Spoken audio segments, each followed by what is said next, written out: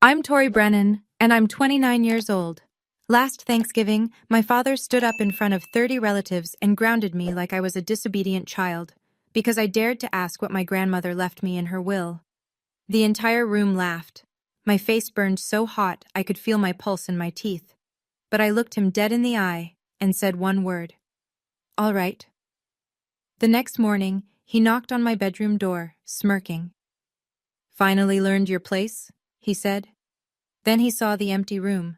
No clothes, no suitcase, no me. Before he could dial my number, the doorbell rang, and the family lawyer was standing on the porch, trembling, holding a briefcase full of documents my father never knew existed. Mr. Brennan, he said, what have you done? Before I tell you what was in that briefcase, take a moment to like and subscribe, but only if this story genuinely speaks to you. And drop a comment letting me know where you're listening from and what time it is right now. Now let me take you back to last September, the morning my grandmother died, and the first domino fell. My grandmother, Eleanor Brennan, passed on a Tuesday morning at Providence Portland Medical Center. She was 87. I got the call from my mother at 6:14 a.m. I remember the exact time because I was already awake, sitting at my drafting table in my 480-square-foot studio apartment, sketching a rain garden for a client in Lake Oswego. Mom's voice was thin, like tissue paper held up to light. It's Grandma Tori. She's gone. I drove the 20 minutes to the hospital in silence. No radio, no podcast, just the sound of Portland rain on the windshield and my own breathing. When I arrived, my father was already in the hallway. Richard Brennan, 63, retired state judge, 6'1", wearing a barber-waxed jacket even at dawn. He wasn't crying. He was on his phone speaking to someone about estate paperwork. I heard the words filing timeline and probate schedule before he noticed me and ended the call without saying goodbye. My brother Garrett was beside him. 33, dark suit even at a hospital, arm looped around Dad's shoulder like a running mate at a campaign stop. They looked like a unit, a wall. I stood at the far end of the corridor, alone, clutching a paper cup of vending machine coffee that I never drank. The last time I'd seen Grandma Eleanor, she was in her wheelchair in the garden of her colonial house on Hawthorne Street, gripping my hand with surprising strength. Tori, she'd said, her voice low so no one else could hear. I've taken care of things. You trust me, okay? I'd nodded, not understanding. Not yet. At the funeral 3 days later, the church was old Portland granite. Tall nave, white lilies everywhere, a mahogany casket polished to a mirror shine. My father gave the eulogy. He spoke for 11 minutes about the Brennan legacy, about tradition, about how my son will carry this family forward. He mentioned Garrett by name 4 times. He mentioned my mother once. He did not mention me at all. Afterward, in the reception line, my Aunt Margaret's husband asked me what I did for work these days. Before I could answer, my father leaned in from behind. She plants trees for rich people, he said, and a few people chuckled politely. I felt the burn start at my sternum and climb. I was turning to leave when a man I didn't recognize stepped forward. Older, silver-haired, wire-rimmed glasses with thin gold frames. He took my hand gently and shook it. Your grandmother was very proud of you, he said quietly. I'll be in touch. And then he was gone, disappearing into the crowd of black coats before I could ask his name. I didn't know it then, but that man was Harold Caldwell, and he was holding the key to everything. That evening, 15 of us gathered at the family house for dinner. The Brennan House, a white colonial on Hawthorne Street with a wrought iron gate and 100-year-old oak trees in the yard.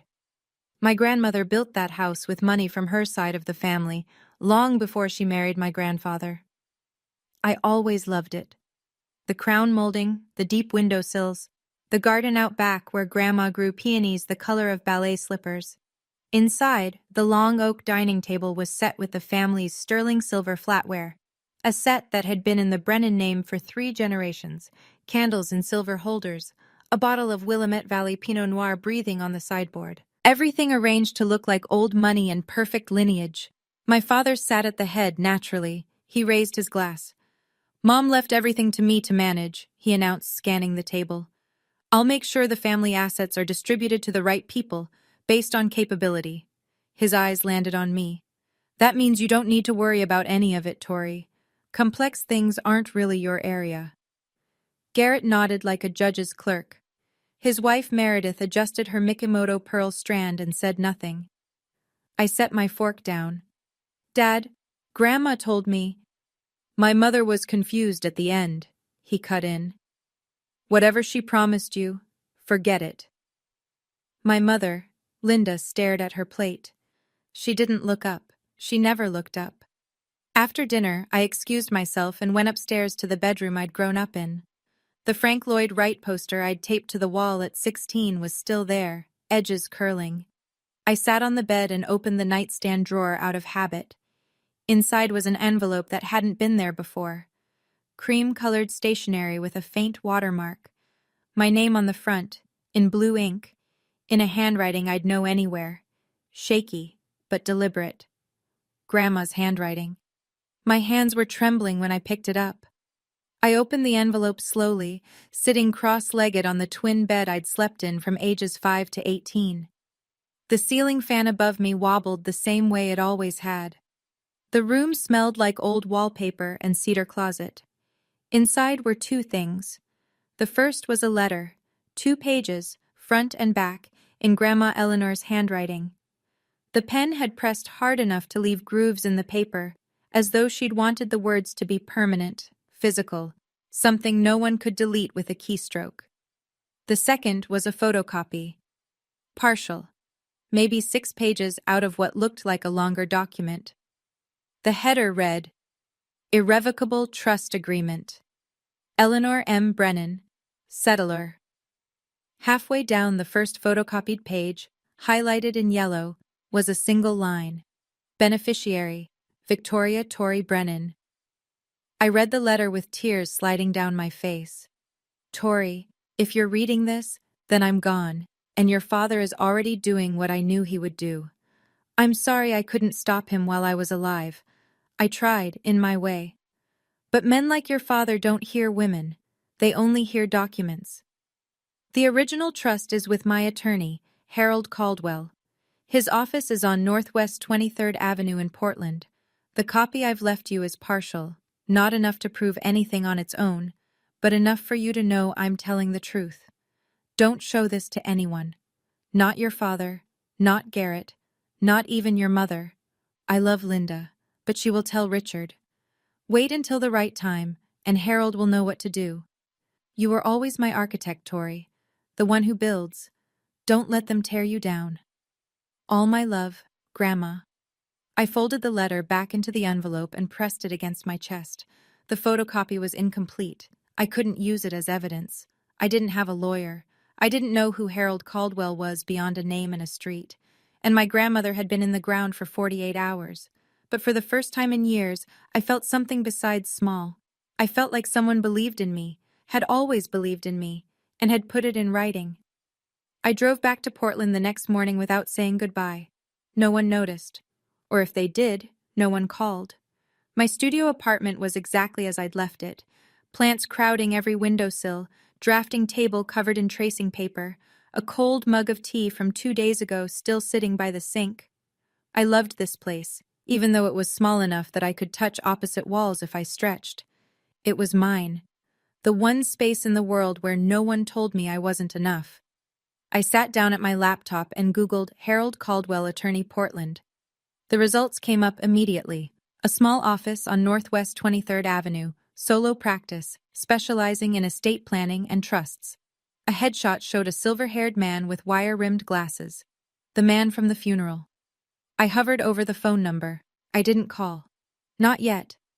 Because there was a part of me, the part my father had trained since childhood, that whispered, what if Grandma really was confused?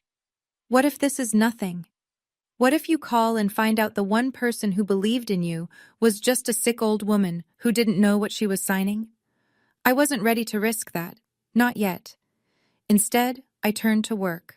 A landscape architecture firm in the Pearl District had a deadline in 2 weeks, a rooftop garden for a new condo development. I needed the paycheck.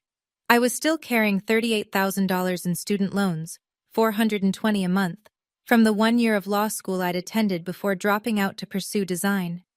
The year my father said I betrayed the family. I was checking email to confirm the project specs when I saw it. Buried between a newsletter and a shipping notification. An email from Garrett. No, not to me.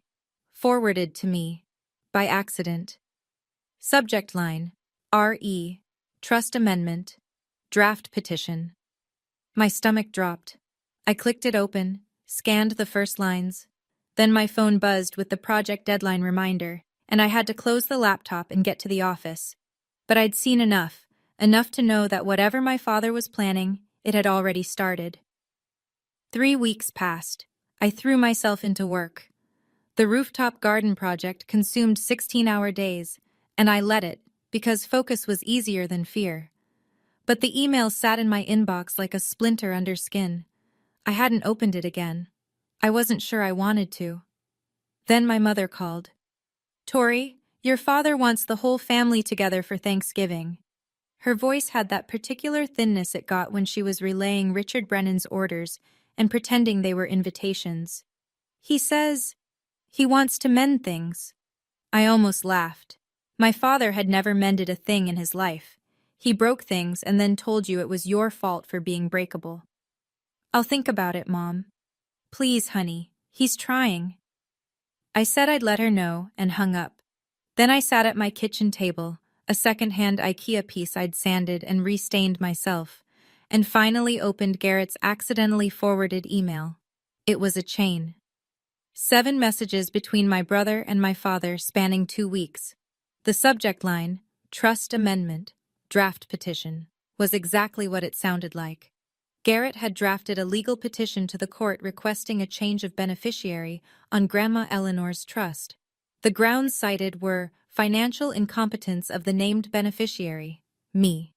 The petition argued that I had a pattern of unstable career decisions, no significant assets, and outstanding educational debt inconsistent with fiduciary responsibility. My brother had written that about me, in legal language, for a court filing. But the line that made my vision blur wasn't the legal jargon. It was the casual message Garrett had typed to my father at the bottom of the chain. "She won't fight it. She never fights anything. That's the beauty of it, Dad." I sat there for a long time. Then I screenshot every message in the chain, uploaded them to my cloud drive, and backed them up on a thumb drive I kept in my sock drawer. I called my mother back. "Tell Dad I'll be there for Thanksgiving." I was going home, but not to mend anything. The next morning, I called Harold Caldwell's office. A receptionist answered. An older woman with a warm, efficient voice. I gave my name. There was a pause. Then she said, "Ms. Brennan, Mr. Caldwell has been expecting your call. Can you come in today?" 2 hours later, I was sitting across from him in a small office on Northwest 23rd Avenue. Bookshelves lined every wall. Leather-bound legal volumes, dog-eared and tabbed. An oriental rug that had seen better decades covered the floor. On his desk, a coffee mug had gone cold. Harold Caldwell was the man from the funeral. Same silver hair, same wire-rimmed glasses with gold frames, same measured calm. He looked like a man who had spent his career choosing his words with surgical precision. "Your grandmother hired me 20 years ago," he said. "I drafted her original will, her living trust, and 8 years ago, after a conversation that troubled her deeply, she asked me to create an irrevocable trust with you as the sole beneficiary." He opened a leather portfolio and slid a document across the desk. The original, thick, cream-colored paper, a notary's red seal from the state of Oregon, signatures at the bottom. $620,000 in an educational trust, managed by U.S. Bank, he said. Irrevocable means your father, as trustee, cannot alter the beneficiary. Any petition to do so requires either your written consent or a court ruling based on evidence of the settler's mental incapacity at the time of signing. He paused. Your grandmother anticipated this. She had her physician, Dr. Margolis, perform a cognitive evaluation the same week she signed. The results are in the file. She was fully competent. I exhaled. It was the first full breath I'd taken in weeks. There's more, Caldwell said. Your father filed a petition 3 weeks ago requesting a change of beneficiary. He listed Garrett. He told the court he was unable to locate you to obtain consent. The old lawyer's jaw tightened. You and I both know that's not true. I showed him the email chain. He read it without expression, then looked up. This is evidence of deliberate breach of fiduciary duty. If you want to fight this, you have everything you need. I want to fight this. He nodded. Then he said, almost as an afterthought, there's one more thing, Tori. Your grandmother also left you the cottage at Cannon Beach. It's included in the trust. I don't think your father knows about it. He never read the full document. I stared at him. The Cannon Beach house. The little cedar cottage where Grandma took me every summer. Where we'd sit on the porch and watch Haystack Rock turn gold at sunset. She'd told me once it was her favorite place in the world. She left it to me. Harold Caldwell looked at me over his glasses. Your grandmother knew exactly what would happen after she was gone, and she spent the last 8 years making sure you'd be protected. He closed the portfolio. The question is, when do you want to use this? Thanksgiving, I said. He's invited the whole family, 30 people. Caldwell studied me for a long moment. Then he gave a single, slow nod.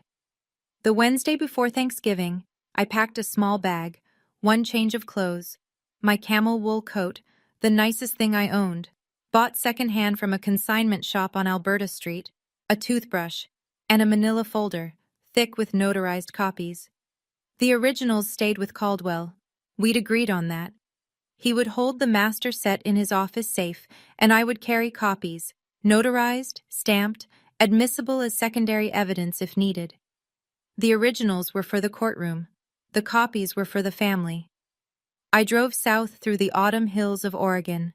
The leaves had gone full amber and rust along the highway, and the sky was that particular northwest gray that couldn't decide between rain and resignation.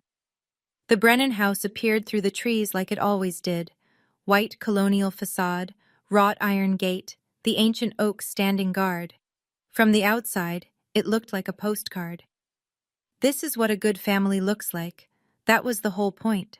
My mother met me at the door. She hugged me a beat too long, the way she did when she wanted to say something but wouldn't. Your father's in the study, she murmured. He's in a mood. I carried my bag upstairs, my old bedroom, the Frank Lloyd Wright poster, the twin bed, the nightstand drawer, now empty. I'd taken the envelope last time. From downstairs I heard Garrett's voice, then Meredith's bright, performative laugh, the clink of a wine glass. I knelt and slid the manila folder under the mattress. Then I went to the window. The backyard garden, Grandma's peony beds, was overgrown and gray. Nobody had tended it since she'd gotten too sick to kneel. The sight of it made my throat tight. I pressed my palm flat against the cold glass and whispered to no one, I'm here, Grandma. Downstairs, the Caymus Cabernet was open, the granite fireplace was crackling, and my father hadn't stood up when I walked in. He looked at me from his leather chair and said, Oh, you came. Garrett was on the sofa beside Meredith, swirling wine. He glanced at my coat, second-hand, slightly pilled at the elbows, and said, Still haven't upgraded the car, huh, Tor? I smiled, sat down, said nothing. Tomorrow, 30 relatives would fill this house. My father had organized the largest Thanksgiving gathering in Brennan family history, far bigger than usual. I didn't know why yet, but a part of me suspected that Richard Brennan never did anything without an audience. Thanksgiving morning, the house filled like a theater before a show. Cars lined the street by 10 a.m. Aunt Margaret and Uncle Don from Bend, the Paulson cousins from Eugene, Great-Aunt Judith who flew in from Scottsdale. By noon, there were 32 people in the Brennan house, and the noise was a living thing. Laughter, clinking glasses, children running through hallways, the oven timer beeping every 20 minutes. I helped in the kitchen because nobody asked me to do anything else.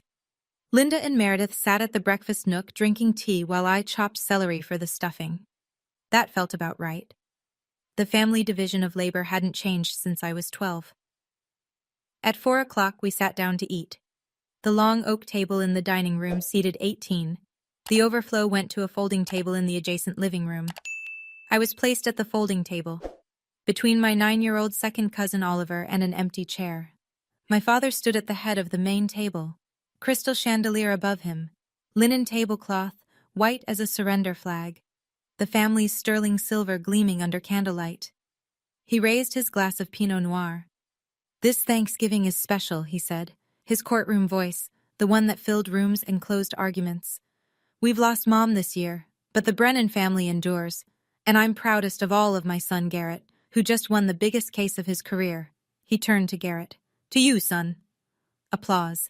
Garrett accepted it with practiced modesty, a slight nod, a hand on Meredith's shoulder. From the folding table, my Aunt Margaret called out, "What about Tori? Any good news, sweetheart?" I opened my mouth. "Tori is still finding her way," my father said, not looking at me. "She's creative. We'll give her that." A ripple of polite laughter. "But every family needs someone to remind the rest of us not to take a wrong turn. Right, Tori?" The laughter rolled across both tables like a wave, and I sat there absorbing it the way I had since I was a child, spine straight, face neutral, hands in my lap. Oliver, the 9-year-old beside me, looked up and whispered, "Are you okay?" I nodded and handed him a bread roll. After the plates were cleared and the pumpkin pie was half gone and the port wine was flowing, my father stood again. The room quieted. He had the posture of a man about to deliver a verdict. "One more thing," he said. "Tomorrow morning, I'll be making an important family announcement regarding Mom's estate. I expect everyone to be present." He smiled, the smile of a man who has already decided the outcome. It's what Mom would have wanted. I looked at Garrett. He was studying his wineglass with a small private smile. I looked at my mother. She was staring at the tablecloth. I looked at my father. He was looking right at me. And for 1 second, his smile sharpened into something that wasn't a smile at all. Tomorrow, he was going to read his version of the will, in front of everyone. I excused myself to do the dishes. The kitchen was quiet except for the sound of water running and my own breathing. I stood at the sink scrubbing a roasting pan, suds up to my elbows, still wearing the same sweater I'd driven down in. In the next room, 32 people were laughing and drinking port, and not one of them had offered to help clear a single plate. I heard footsteps behind me. Garrett leaned against the doorframe, arms crossed, wineglass dangling from 2 fingers. "You know, Tor," he said casually, "you should really thank Dad for even letting you sit at the table, even if it was the kids' table." He chuckled at his own joke. I didn't turn around. I kept scrubbing. But something in me, some wire that had been pulled taut for 29 years, finally hummed. "Garrett," I said, my voice quiet and steady, "do you know what Grandma left me?" The silence behind me changed texture. I heard his wineglass clink against the counter. When I glanced over my shoulder, his face had gone very still. He left the kitchen without a word. 10 minutes later, my father's voice thundered from the living room. "Tori, get in here, now!" I dried my hands on a dish towel and walked in. 32 faces stared at me. The crystal chandelier threw little rainbows across the ceiling. My father stood in the center of the room, port wine in one hand, the other hand pointing at me like I was a defendant. "What did you say to your brother?" His voice was the judicial baritone, the one designed to make people smaller. "You threatened him? With the will? You think you can manipulate this family?" I opened my mouth to respond. He didn't let me. "You're grounded," he said. "You are grounded until you apologize to your brother. Go to your room." The room erupted. Not in protest. In laughter. 32 people, most of them adults, laughing because Richard Brennan had just grounded his 29-year-old daughter like she was a misbehaving child. Aunt Margaret covered her mouth, but her shoulders were shaking. Uncle Don snorted into his port. Even Meredith let out a delicate, performative gasp that was really a giggle. My face burned. The heat climbed from my chest to my neck to my temples in a single wave. I looked for my mother. Linda was sitting in the corner chair, staring at her hands, silent. Nobody said stop. Nobody said that's enough, Richard. Nobody said anything at all except laughter. I looked at my father. His Cartier tank watch caught the light as he jabbed his finger toward the staircase. "Go," he repeated. "Now." I held his gaze for 3 full seconds. Then I said, in a voice so calm it surprised even me. All right. I turned. I walked upstairs. I closed the bedroom door behind me. And then I picked up my phone and called Harold Caldwell. It rang twice. He answered.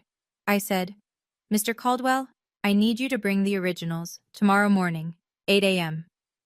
There was a pause. Then his steady, measured voice. I'll be there. I hung up, set my alarm for 4 a.m., and sat on the edge of the twin bed in the dark, listening to the laughter still floating up through the floorboards, thinking, laugh, enjoy it. Because that is the last time. I know. Right now, some of you are furious on my behalf. And honestly, I don't blame you. Let me ask you something. Have you ever been humiliated by your own family in front of a room full of people? Have you ever been put in your place by someone who was supposed to protect you? If you want to find out what happened the next morning, when my father opened my bedroom door and found it empty, stay with me. And if this story is hitting close to home, tap that like button so I know you're still here. I left at 4:15 in the morning. No drama, no slamming doors. I packed my bag in the dark, slid the manila folder into my tote, and walked downstairs in my socks so the floorboards wouldn't creak. The only thing I left behind was the framed photo of Grandma Eleanor on the nightstand, face down. I drove to a 24-hour diner 3 miles from the house, ordered coffee I didn't drink, and waited for daylight. At 7:42 a.m., I know because I was watching the clock, my phone lit up. A text from Garrett. Where are you? Dad's looking for you. I didn't respond. Inside the Brennan house, I'd learn the details later from my cousin Danny, the morning unfolded like this. My father came downstairs at 7:30, freshly showered, wearing a pressed Oxford shirt, looking like a man about to chair a board meeting. He poured his coffee, scanned the room, and said, Someone go wake Tori. She's got an apology to make. Nobody moved. Not because they were standing up for me, because nobody wanted to deal with it.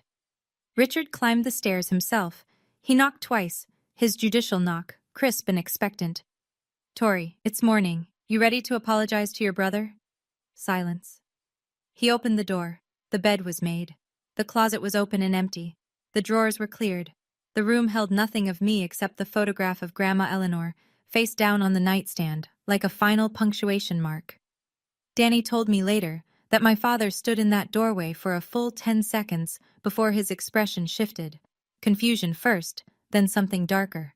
He came downstairs slowly. Tori's gone, he announced to the 20-odd relatives still lingering over breakfast. His voice was flat, controlled. She left, in the middle of the night, like a coward. Garrett looked up from his laptop and smiled. Well, he said, that settles it. My father nodded. It certainly does. Now, I was planning to make the estate announcement at 10, but since the only person who might object has run away. The doorbell rang. My mother opened it.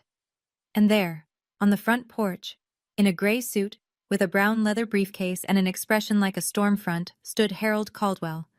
I'm Harold Caldwell, he said, attorney for Eleanor Brennan. I need to speak with the entire family, right now. The dining room went quiet in stages. First the conversation nearest the front door, then a ripple of silence, spreading table by table until even the children stopped fidgeting. Harold Caldwell walked into the room the way a man walks into a courtroom, unhurried, deliberate, and completely certain of his authority. He set his leather briefcase on the dining table, right on top of the leftover Thanksgiving linen, and unclasped it without sitting down. His hands, I was told, had a visible tremor, not from nerves, from anger. My father rose from his chair at the head of the table. He was taller than Caldwell by 4 inches, broader by 30 pounds. He used every bit of it. Harold, the name came out like a warning. You were not invited. This is my home. Caldwell looked at him. This is the home that Eleanor Brennan built with her family's money, Mr. Brennan. And I'm here because I have a legal obligation, a fiduciary duty, to the beneficiary of her trust. Tori has no rights to. Tori is the sole named beneficiary of an irrevocable trust executed 8 years ago. You know this. You've known it since the day your mother signed it. The room was so still I could have heard the furnace click on 3 rooms away. 30 pairs of eyes moved between the two men like spectators at a trial, which, in a way, they were. Richard's jaw clenched. My mother was in cognitive decline. Whatever she signed was signed in the presence of 2 independent witnesses and accompanied by a physician's evaluation confirming full mental competency. Caldwell opened the briefcase and removed a folder. I have the documentation here. Would you like me to read it aloud, Mr. Brennan, to everyone? The question hung in the air. Aunt Margaret, seated near the window, leaned forward. Uncle Don put down his coffee cup. Even the children had gone silent. Richard Brennan looked at the folder in Caldwell's hands the way a man looks at a loaded weapon pointed at his chest. Then he straightened his shoulders and said, very quietly, "Get out of my house." "Sir," Caldwell said, "what have you done?" What happened next is something I've replayed in my mind 100 times, because it was the moment the mask finally cracked. Not slowly, not gracefully, but in a sudden, ugly split, right down the center. My father stepped toward Caldwell. "I said get out. You're trespassing. I'll call the police." "You're welcome to," Caldwell replied, not moving an inch. "And when they arrive, I'll show them the petition you filed with the court 3 weeks ago, the one where you claimed you were unable to locate the beneficiary of your mother's trust." He paused. "The beneficiary whose phone number you have, whose address you have, who was sleeping in this house last night." Richard's face went through a sequence, red, then white, then a kind of mottled gray that I'd never seen on a living person. Around the room, I could see the reaction spreading, Margaret pressing her hand to her mouth, Uncle Don's brow furrowing, cousins exchanging glances. That's when Garrett stood up. My brother, the golden child, the lawyer, the one who always knew the right angle, stepped forward with his hands raised in a calming gesture. "Mr. Caldwell," he said smoothly, "I appreciate your concern, but any documents you're referencing can be contested in the appropriate legal—" "You drafted the petition, didn't you, Mr. Brennan?" Caldwell turned to face him. His voice was quiet, precise, surgical. "You prepared a filing to change the beneficiary of an irrevocable trust on behalf of your father, who is also the trustee. I have the emails." Garrett's composure didn't shatter. It evaporated.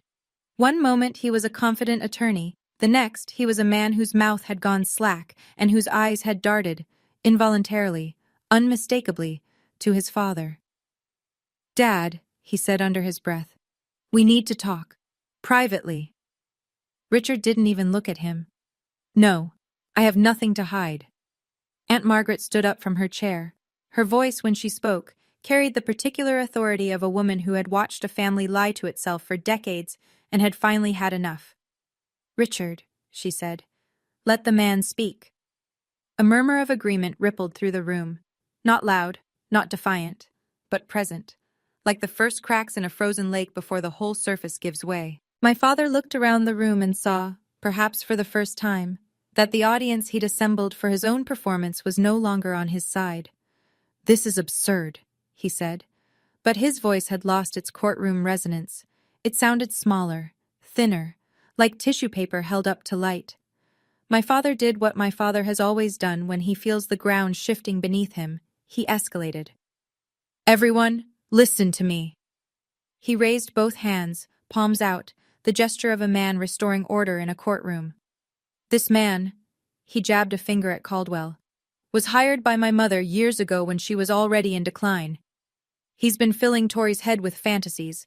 This is a family matter, and I will not have an outsider. Richard," Caldwell's voice cut through like a blade, "I served your mother for 20 years.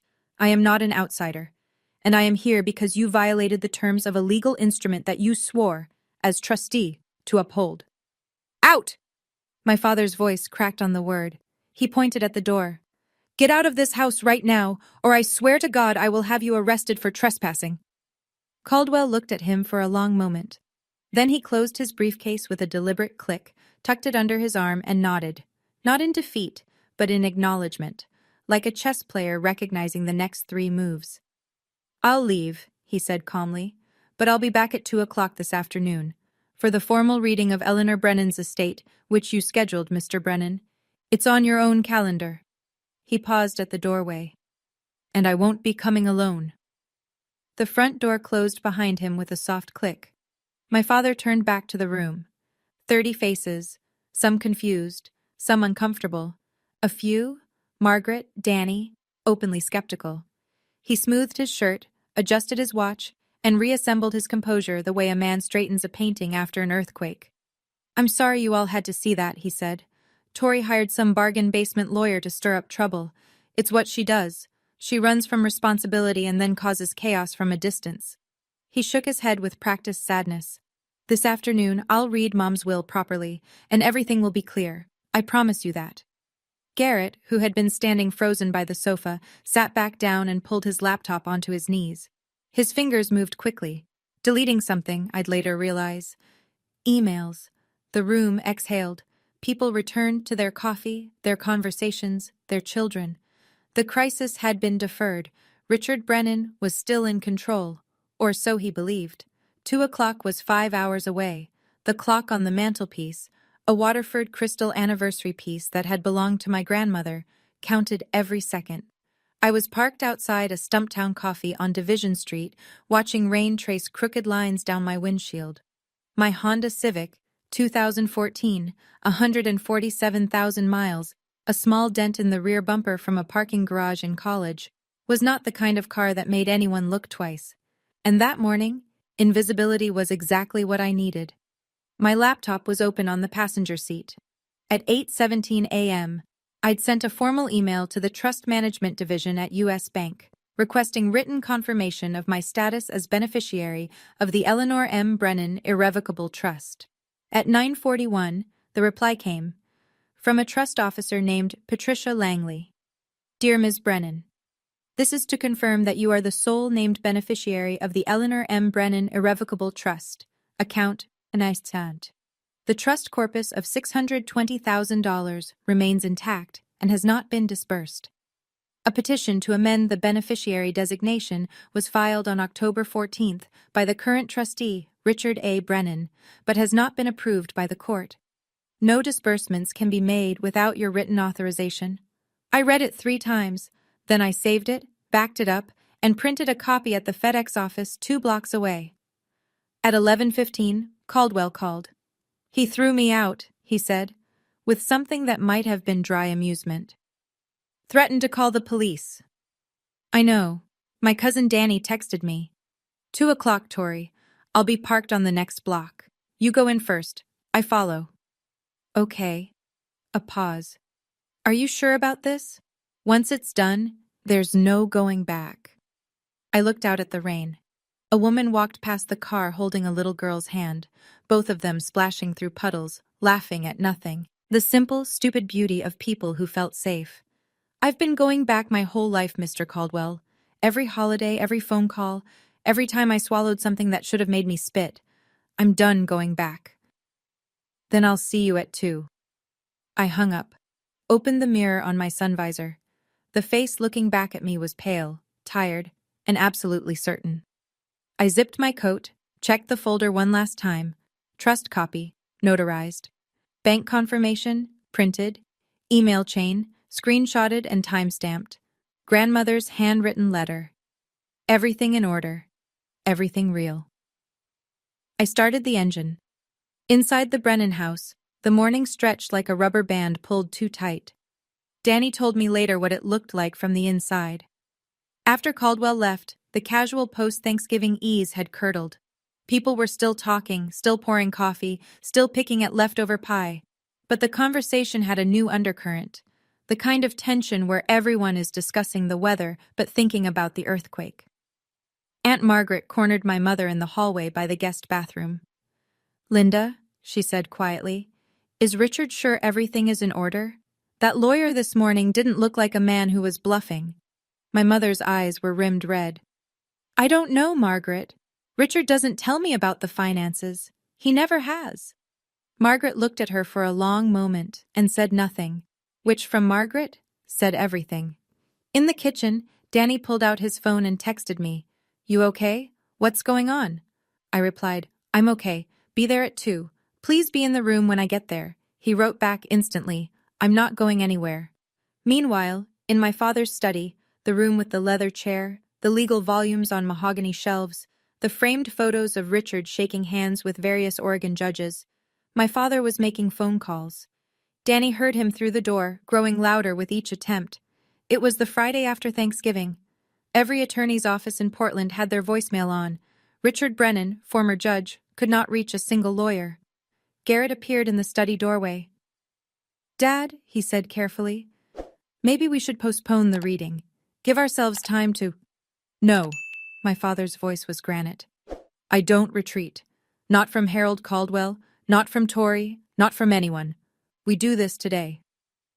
Garrett closed his mouth. He looked, Danny said, like a man who has just realized the lifeboat has a hole in it. The Waterford clock on the mantelpiece struck noon. 2 hours. At 12:30, I walked into Caldwell's office for the last time before everything changed. He had the full dossier spread across his desk in 4 neat stacks.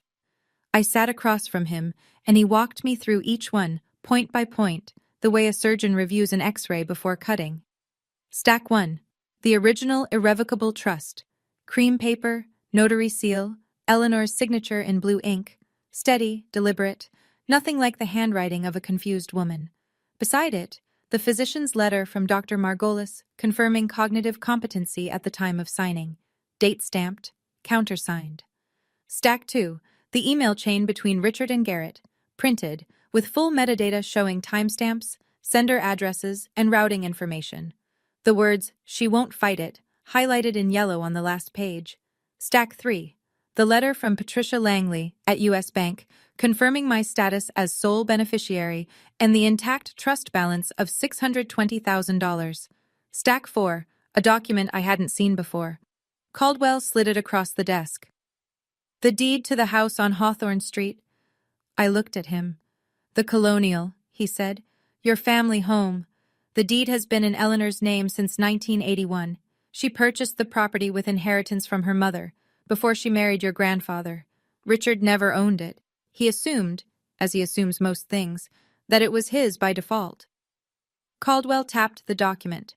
"Under the terms of the trust, upon Eleanor's death, ownership transfers to the named beneficiary." I stared at the deed.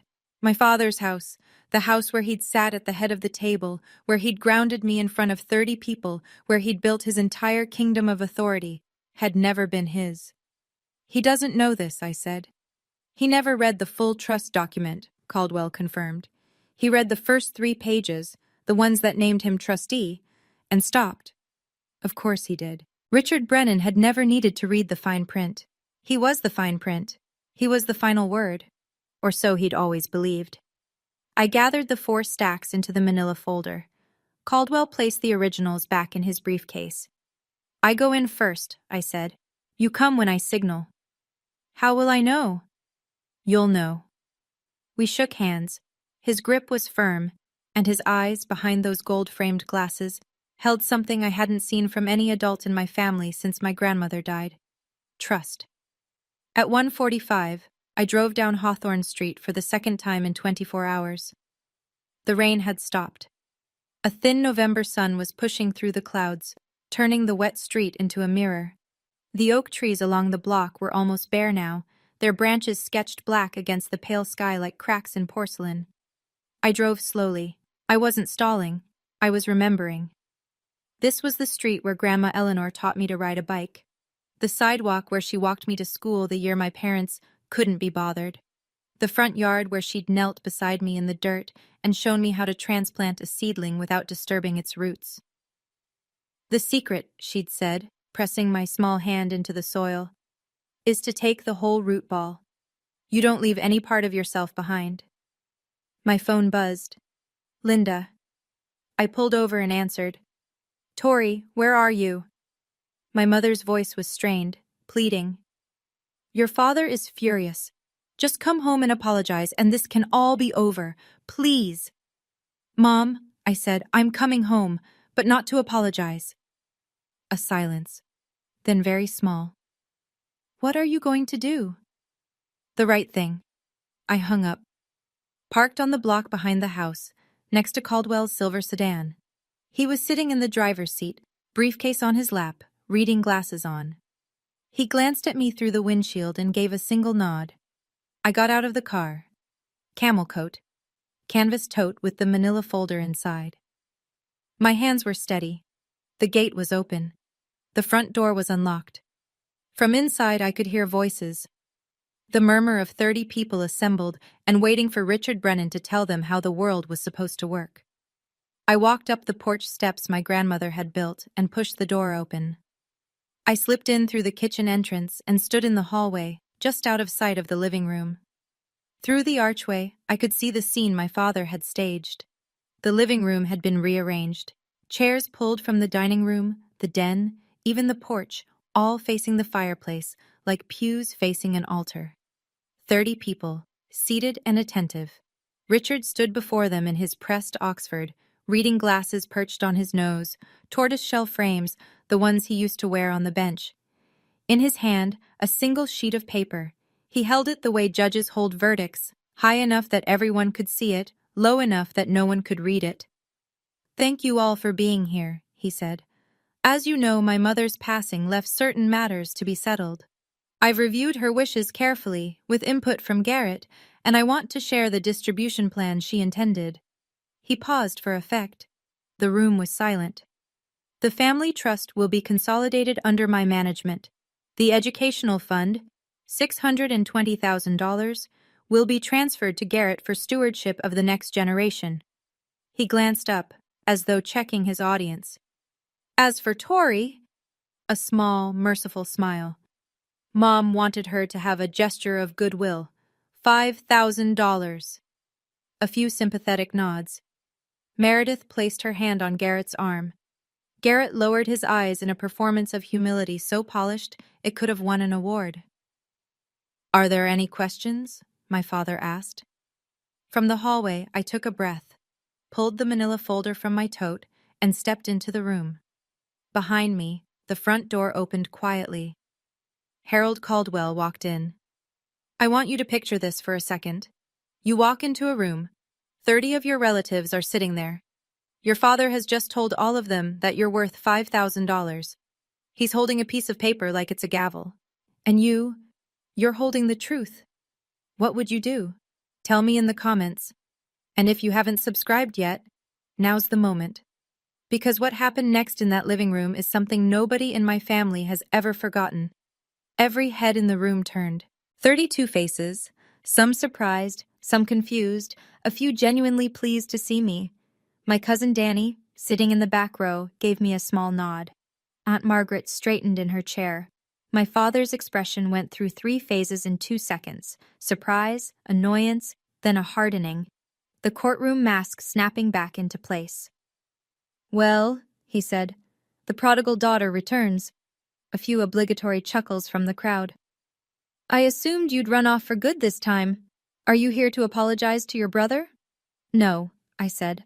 My voice was level, calm in a way that surprised me, because my heart was slamming against my ribs so hard I was sure people could see it through my coat. "I'm here to hear the will, the real one." I walked past him, past his pointed finger, past his Cartier watch, past the chair where he'd held court for 30 years, and set the manila folder on the table beside the fireplace. Caldwell stepped in behind me. Briefcase, gray suit. The quiet authority of a man who had been doing this for decades. "What is this?" Richard said. The annoyance was curdling into something uglier now. "I told you this morning. Get out of my house." I turned to face the room. Not my father. The room. The people. "I'm sorry to interrupt," I said, "but what my father just read is not my grandmother's will. It's not her trust document. It's a distribution plan he wrote himself." I placed my hand on the folder. "This is the original irrevocable trust that Eleanor Brennan executed 8 years ago. It was filed with her attorney, Mr. Caldwell, and verified by U.S. Bank, the institution managing the trust fund." I opened the folder. My grandmother named one beneficiary, me. Silence. Not the polite, performative silence of a family gathering. The absolute atmospheric silence of a room full of people who have just realized they are witnessing something they cannot undo. My father's face drained of color, not gradually, all at once, like someone had pulled a plug. Aunt Margaret said, clearly and firmly, Let her speak. Caldwell stepped forward. He opened his briefcase on the table beside my manila folder, removed the original trust document, and held it up so the room could see the notary's red seal, the state of Oregon, bright as a stop sign against the cream-colored paper. "This is the irrevocable trust of Eleanor Margaret Brennan," he said. His voice carried the way good lawyers' voices carry, without shouting, without strain. Executed on March 14th, 8 years ago. I was present at the signing, along with 2 independent witnesses, a retired clerk of court named Dorothy Haynes and a CPA named Robert Voss. Both are available to confirm. He began to read. The settlor, Eleanor M. Brennan, hereby establishes this irrevocable trust for the sole benefit of her granddaughter, Victoria Torrey Brennan. He paused and looked at the room over his glasses. Trust corpus. A sum of $620,000, held and managed by U.S. Bank, Portland, Oregon. Additionally, the real property located at 4714 Hawthorne Street, Portland, Oregon, deed recorded under Multnomah County, originally purchased in 1981, shall transfer to the beneficiary upon the settler's death. A gasp, audible, collective, swept through the room. Uncle Don leaned forward so far his chair creaked. Margaret closed her eyes briefly, then opened them and looked directly at my father. "The house," someone whispered from the back row. "She left her the house?" Caldwell continued. As trustee, Richard A. Brennan was given administrative authority only. He was expressly prohibited from altering the beneficiary designation, disbursing funds without the beneficiary's written consent, or encumbering the real property in any way. Caldwell lowered the document and looked at my father. In the past 3 months, Mr. Brennan has filed a petition to change the beneficiary to his son Garrett, claiming he was unable to locate Ms. Brennan. He also failed to notify her of the trust's existence after Eleanor's death, as required by Oregon law. Caldwell reached into the briefcase and produced the printed email chain. He held it up, the yellow highlighting visible from across the room. These are emails between Richard Brennan and Garrett Brennan, in which Garrett drafted the fraudulent petition and Richard approved it. He read aloud the line that had burned itself into my memory. "She won't fight it. She never fights anything. That's the beauty of it, Dad." The room turned to look at Garrett. My brother was sitting very still, his hand frozen on Meredith's arm. His face had gone the color of ash. Meredith slowly, carefully extracted her arm from under his hand and folded both of hers in her lap. Aunt Margaret shook her head. Uncle Don muttered something under his breath.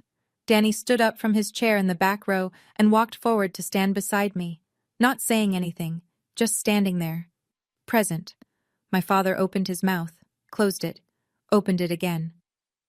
"She was confused," he said, but the words came out threadbare, worn through from overuse. "My mother didn't know what she was signing." Caldwell's response was immediate and surgical. "Your mother's physician, Dr. Helen Margolis, conducted a cognitive evaluation the same week as the signing. The results are documented and included in this file." He placed the medical report on the table. Eleanor Brennan scored in the 93rd percentile for her age group. She was sharper than most of the people in this room. A long beat of silence. Then, from the back, Great Aunt Judith, 81 years old, Eleanor's younger sister, who had said almost nothing for 2 days, spoke. "Eleanor told me about the trust," she said quietly. 8 years ago, she said, "Richard will try to take it, but I've made sure he can't." She knew. She always knew. My father looked at Judith, then at Margaret, then at the room full of faces that were no longer looking at him with respect or deference, or even polite neutrality. They were looking at him the way you look at something you've just discovered was rotten underneath. He had assembled his own audience, and they had just become his jury. My father turned on Garrett. The alliance, the one they'd built over 33 years of shared entitlement, collapsed in a single sentence. "Say something!" Richard's voice broke open, raw and jagged. "You're the lawyer. Contest it. Do something." Garrett didn't move. He sat on the sofa, laptop still on his knees, and spoke in a voice so low that only the front row could hear him clearly. "Dad, irrevocable means irrevocable. You can't contest it. I told you that from the beginning. You told me you'd handle it." My father's hand came down on the back of a dining chair with a crack that made the nearest cousins flinch. His knuckles went white around the wood. "You said she'd never find out." And there it was. In front of 30 witnesses, my father confirmed every detail Harold Caldwell had just presented. Garrett had told him it was risky. Richard had pushed forward anyway. And both of them had agreed, in writing, that I was too passive to fight back. The port wine glass that Richard had been holding, the same one he'd been sipping from when he grounded me the night before, slipped from his other hand and shattered on the hardwood. The dark red pooled on the floor and spread slowly toward the Persian rug, and nobody moved to clean it up. Then something shifted. My father's posture changed. The aggression drained away, and in its place came something I had seen him use 1,000 times before. On my mother, on me, on anyone who cornered him. He softened his voice. He lowered his shoulders. He turned to me with glistening eyes. "Tori, sweetheart." The word, sweetheart, landed like a counterfeit bill on a counter. "I was only trying to protect the family's assets. You're young. You don't have experience with this kind of money. I was doing this because I love you." I looked at him. The man who had called my career a joke, who had seated me at the children's table, who had grounded me at 29 in front of every relative I had, who had told a court that he couldn't find me when I was sleeping in his own house. I let the silence hold for 3 seconds. Then I said, "You didn't do this because you love me, Dad. You did this because you've never believed a daughter deserves the same as a son, and that's not love. That's control." My mother stood up. I hadn't noticed her crying, but her face was wet, and her hands were trembling. She looked at my father, the man she'd been silent beside for 35 years, and said in a voice that shook but did not break, "You owe her an apology, Richard. You've owed her one her entire life." The room held its breath. My father looked at my mother as though she had spoken in a language he didn't recognize. Then he looked at me. Then at the 30 faces watching him. He said nothing. He turned and walked into his study and closed the door. In the minutes that followed, the room rearranged itself, not the furniture, but the people. The invisible lines of allegiance that had structured every Brennan gathering for as long as I could remember shifted, quietly and permanently, like tectonic plates.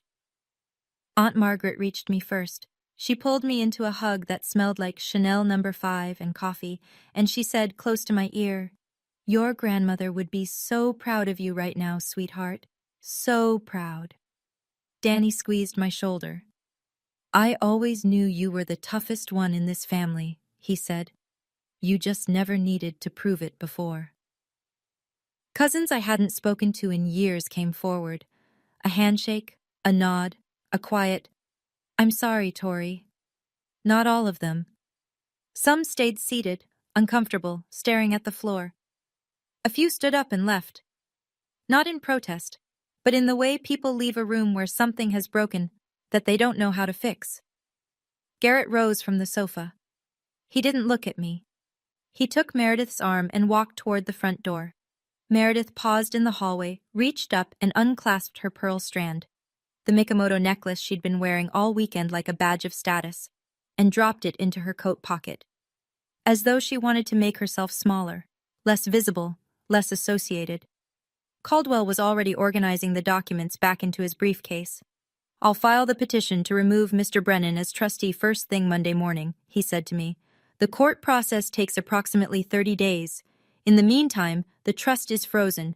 No disbursements, no changes." I nodded. The living room was emptying slowly. The Thanksgiving linen on the table was creased and stained with port wine. The Waterford crystal clock on the mantelpiece read 2:47 p.m. The whole thing had taken 47 minutes. 30 years of silence, answered in 47 minutes. Monday morning, Harold Caldwell filed 3 documents with the Multnomah County Circuit Court. The first was a petition to remove Richard A. Brennan as trustee of the Eleanor M. Brennan Irrevocable Trust, citing breach of fiduciary duty, specifically, failure to notify the beneficiary, misrepresentation to the court regarding the beneficiary's whereabouts, and unauthorized attempt to amend an irrevocable instrument. The second was a formal request to appoint Caldwell as interim trustee until I could designate a permanent replacement. The third was a complaint filed with the Oregon State Bar against Garrett R. Brennan, alleging violation of the rules of professional conduct, specifically drafting a fraudulent petition to benefit an immediate family member while concealing a conflict of interest. Within 2 weeks, the court granted the trustee removal on an interim basis. Richard didn't contest it. His own attorney, a man named Foster from a mid-tier firm in Lake Oswego, whom he'd finally managed to reach the following Monday, advised him bluntly that he had no legal footing. "Irrevocable means irrevocable, Judge Brennan," Foster reportedly said. "And the email evidence is damning. If you fight this, you'll lose, and it'll cost you $60,000 to find that out." The $620,000 educational trust was transferred to an account in my name at U.S. Bank. Patricia Langley, the trust officer, called me personally to confirm. The deed to 4714 Hawthorne Street was updated. My name replaced Eleanor's as owner. The colonial house, the wrought iron gate, the oak dining table, the garden where my grandmother grew peonies, was mine. And Garrett, the golden child, the family's pride, received a formal notice of investigation from the Oregon State Bar. The process would take months, but the outcome was already taking shape: a 6-month suspension of his license for ethical violations. His largest client, a commercial real estate firm, dropped him within days of the complaint becoming semi-public. He quietly transitioned to corporate consulting, a job that required no bar membership and, conveniently, no courtroom appearances. My father called me once, 3 days after the filing. I answered because I thought, even then, even after everything, that maybe he would say the words. He didn't. He said, "You've destroyed this family." I said, "No, Dad, you did. I just brought the receipts." He hung up. I haven't heard from him since. 2 weeks after the court order, I drove to Hawthorne Street with a single key on a plain brass ring that Caldwell had handed me across his desk. "It's yours," he'd said simply. And for some reason, those 2 words undid me more than anything else had. I parked on the street. The oak trees were completely bare now, their branches a lattice against the December sky. The wrought iron gate swung open with a creak that I'd heard 10,000 times. The porch steps, Grandma Eleanor had them replaced in 2009, cedar over the old pine, still had her welcome mat. Faded green, a pattern of ferns. I turned the key. The door opened into the foyer, and the smell hit me first. Wood polish, old books, a trace of the lavender sachets my grandmother kept in every closet. The house was silent in a way I'd never experienced. My father's presence had always been the dominant frequency here, his voice filling every room, his opinions occupying every conversation. Without him, the house breathed differently. It breathed like it was finally resting. I walked through each room slowly. The living room, where 30 people had sat and watched my life change. The dining room, with the oak table still bearing faint water rings from port glasses. The kitchen, where I'd scrubbed a roasting pan alone while my family laughed in the next room. Upstairs, my bedroom. The poster, the twin bed, the nightstand with the empty drawer. Grandma's master bedroom. Her reading chair by the window, a stack of novels on the side table, a pair of glasses she'd never wear again. Then the garden. I stood at the back door and looked out at what had been Eleanor Brennan's pride, the peony beds, now brown and tangled, edged with overgrown boxwood. The stone path she'd laid herself was barely visible under dead leaves. The birdbath was dry. I knelt, pressed my palms flat against the cold earth, closed my eyes. "I'll fix it, Grandma," I said. "I'll bring it back."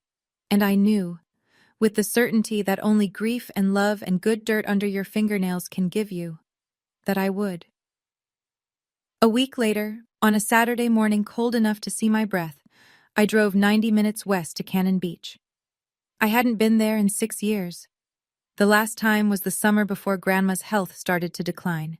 The 2 of us sitting on the porch of the cedar cottage, drinking chamomile tea, watching Haystack Rock turn amber in the sunset while the tide pulled back and left the sand gleaming.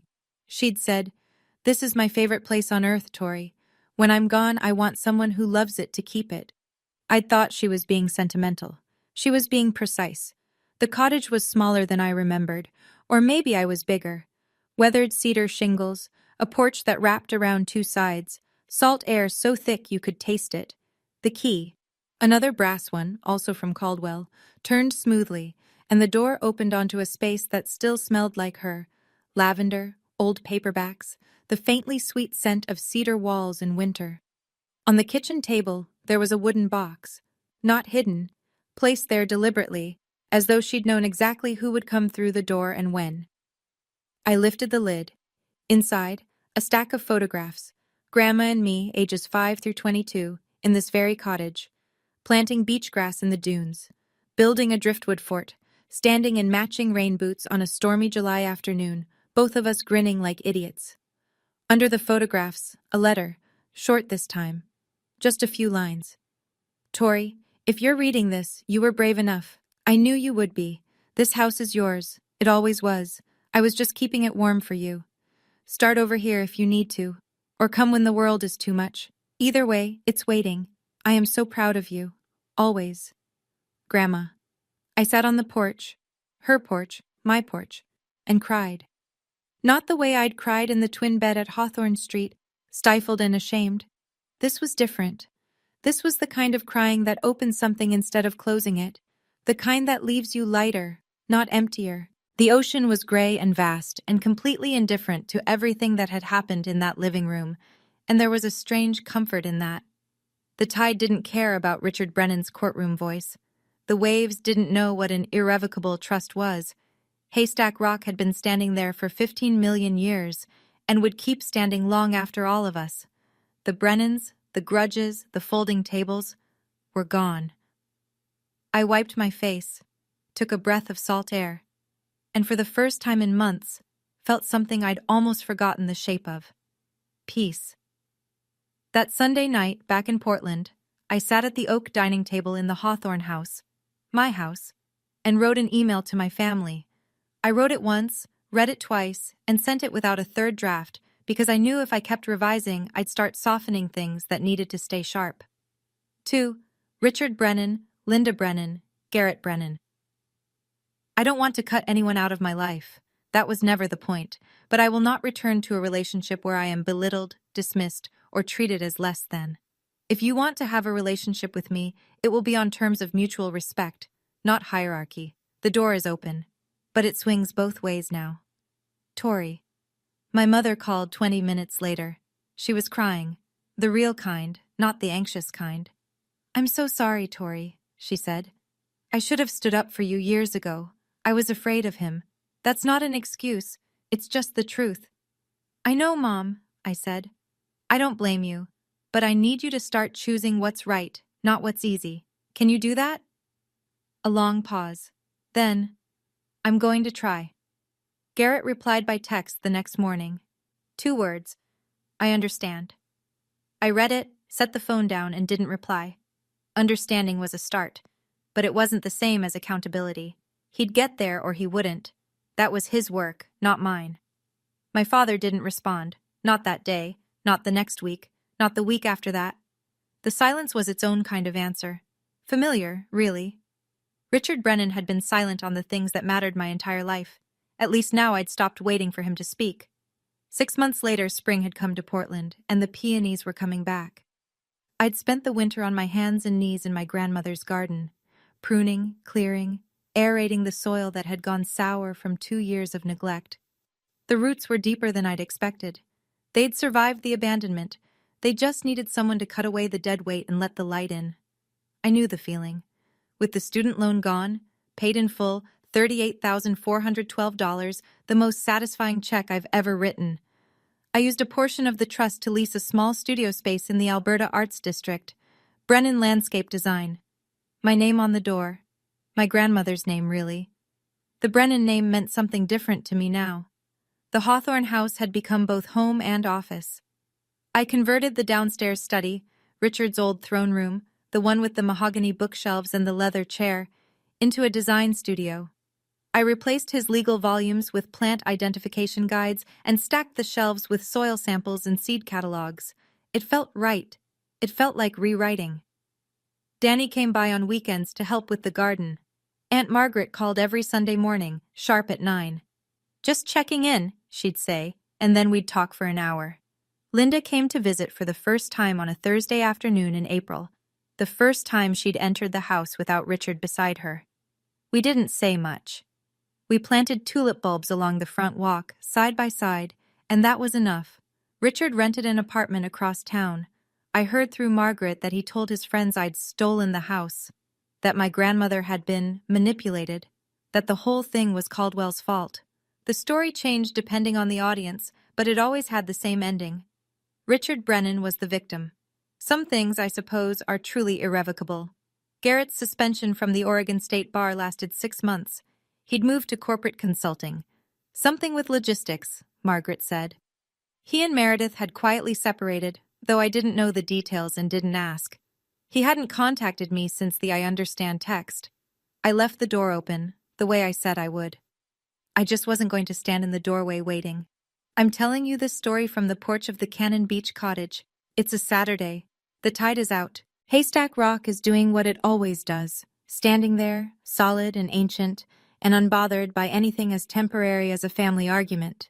I come here on weekends when I need to remember what quiet sounds like. The cottage is exactly as Grandma left it, except I've added a small herb garden by the front steps. Rosemary, thyme, lavender, the kind of plants that get stronger the more wind they take. I'm not telling this story to teach anyone a lesson. I don't believe in that. Every family is its own country, with its own laws and its own wars, and the people inside it are the only ones who know the real map. I can't tell you what to do with your father, your mother, your brother, your inheritance. I can only tell you what I did. Here's what I know now. Silence isn't agreement. I spent 29 years being quiet at the dinner table, and the people around me took that silence and called it consent. It wasn't. It was just a woman who hadn't found her evidence yet. Waiting isn't weakness. My father and my brother counted on the idea that I wouldn't fight. They were almost right. What they didn't account for was that there's a difference between someone who can't fight and someone who's choosing when to. And the last thing, the thing that matters most. My grandmother didn't leave me money. She left me proof that someone in my family saw me, the real me, the one who builds things, and decided I was worth protecting. Not with words, with documents, with plans, with the kind of love that hires a lawyer and thinks 8 years ahead. That's the inheritance that changed my life. Not the $620,000, not the houses, the knowledge that I was worth the trouble.